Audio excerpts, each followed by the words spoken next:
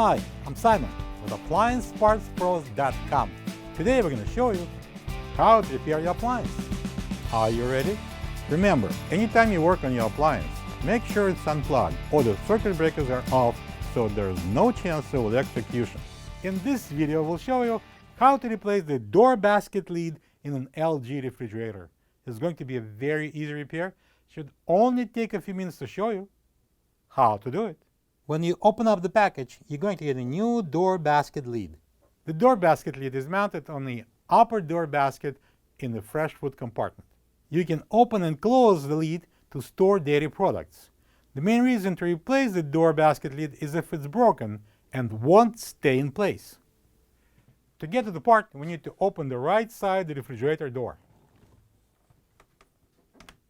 To remove the old door basket lid, we need to open it first, and then I'm going to use my fingers and I'm going to pull this hinge out of the opening on the left, and I can take this off. If you can't remove it with your fingers, you may use a flat blade screwdriver. This is the old door basket lead next to the new one. If you don't have this part, you can get it from AppliancePartsPros.com.